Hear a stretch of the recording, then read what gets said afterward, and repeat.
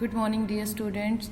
आज हम अपना लेसन रीड कर रहे हैं वरम बुद्धिर न स विद्या।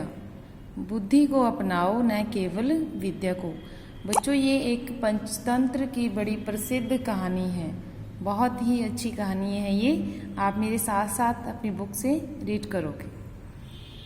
एकस्मिन् नगरे चत्वारः ब्राह्मणपुत्राः परस्परं मित्रभावेन वसन्ति स्म। एक नगर में 4 ब्राह्मण पुत्र मित्र भाव से आपस में बड़े मिलजुल कर रहते थे। तेषु त्रय शास्त्र पारंगता परंतु बुद्धिहीना आसन। उनमें से जो 3 थे बच्चों, आप पिक्चर में देख रहे हो ना, 4 हैं। उनमें से जो 3 थे वो शास्त्रों में बड़े पारंगत थे, मतलब अच्छे पढ़े लिखे थे वो, परंतु वो बुद्धिहीन थे। सिर्फ पढ़ाई पे ही उन्होंने ज़्यादा ध्यान दे रखा था। बहुत ही शास्त्रों को वो जानते थे, लेकिन अपनी बुद्धि से वो कोई भी काम नहीं करते थे। एकस्तु बुद्धिमान परम शास्त्र प्रांग मुख्य आसित। उनमें से एक बुद्धिमान था, परंतु वो पढ़ाई लिखाई नहीं जानता था, वो अनपढ़ था। तस्य नाम सुबुद्धि आसित, और उसका नाम था सुबुद्धि। विद्या अध्ययन तस्य रुचि न आसित, और विद्या के अध्ययन में, पढ़ाई करने में उसकी रुचि नहीं थी, कोई इंटरेस्ट नहीं था उसको स्टडी में। अतः कदाचित, इसीलिए कभी, ते मंत्रितम, वो सभी क्या करते हैं, आपस में सलाह करते हैं।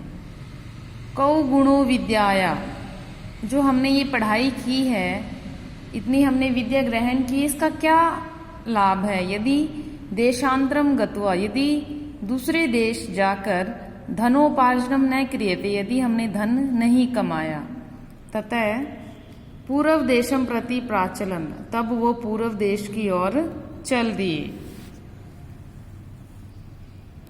तथा अनुष्ठते, वैसे ही जैसे वो जा रहे थे वैसा करते हुए, तई मार्गे अटवयाम, अटवयाम होता है जंगल में, कानिचित अस्थिनी अपश्यन्।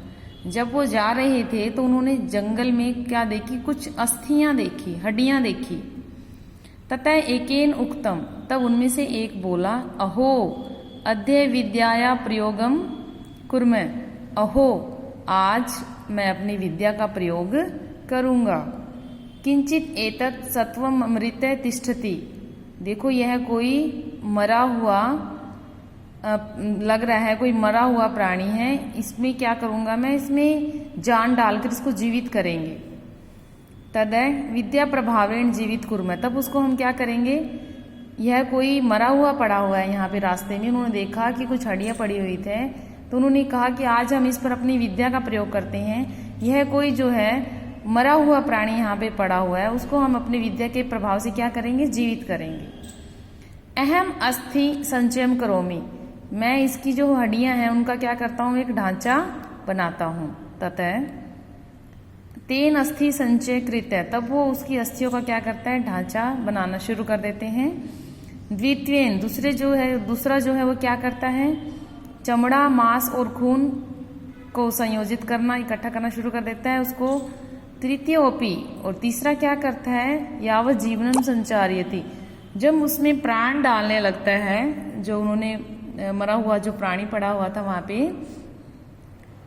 तावत सुबुद्धि नाम, तभी सुबुद्धि वहां पर आ जाता है और उनको रोकता है कि रुक जाओ, भो तिष्ठतु भवान, तुम सभी रुको, ठहरो। ऐसा सिंह प्रतीयते, मुझे तो यह जो है शेर लग रहा है। यदीन संजीवम करिष्यति, यदि तुमने इसको जीवित कर दिया, तथा स सर्वानाम अपि व्यापद यशति, अगर तुमने इसको जीवित कर दिया तब यह क्या होगा, जीवित होगा, हम सबको मार डालेगा। इति श्रुत्वा तेन कथितम, यह सुनकर वो कहने लगे तीनों, धिक मूर्ख, ये तो मूर्ख है। न अहम विद्या विफलाम करोमि, तुम हमारी विद्या को असफल मत करो। तथा सुबुद्धि, अब तब सुबुद्धि बोला, तरही प्रतीक्षा, तो एक क्षण के लिए तुम प्रतीक्षा करो। यावद अहम वृक्षम आरोही, तब तक मैं क्या करता हूँ, वृक्ष पर चढ़ जाता हूँ। इति कथित्वा स वृक्षम आरोहत, और यह कहकर वह वृक्ष पर चढ़ गया। तदा तृतीयेन ब्राह्मणेन यावत तस्मिन प्राणः, तब जो तीसरा जो ब्राह्मण था उसने क्या किया, उसमें प्राण डालकर उसको जीवित कर दिया। तावेत तेन जीवितेन सिंहेन त्रयोपि व्यापादिता। और तभी जब वो शेर जीवित हो गया उसने उन तीनों को मार डाला। तत्पश्चात सुबुद्धि वृक्षाद अवतीर्य होता उतरकर गृहम गता, और उसके बाद सुबुद्धि वृक्ष से नीचे उतरकर अपने घर की ओर चल दिया। अतः इसलिए सच ही कहा गया है बच्चों, वरम बुद्धिर न स विद्या। क्या कहा गया है कि बुद्धि को अपनाओ न केवल विद्या को। वरम बुद्धिर न स विद्या, बुद्धि को अपनाओ न केवल विद्या को। विद्याया बुद्धिर उत्तमा, विद्या से जो हमारी बुद्धि है वो उत्तम है, श्रेष्ठ है। बुद्धिहीना विनश्यन्ति, जो बुद्धिहीन मनुष्य होते हैं वो उनका क्या होता है, हमेशा नाश होता है, नष्ट होते हैं। यथा जैसे ते सिंहकार का, उन तीनों शेर बनाने वालों का हुआ। ये हमारा चैप्टर 10 था बच्चों। इसका हिंदी अनुवाद आपने अपनी फेयर नोटबुक में लिखना है। धन्यवाद।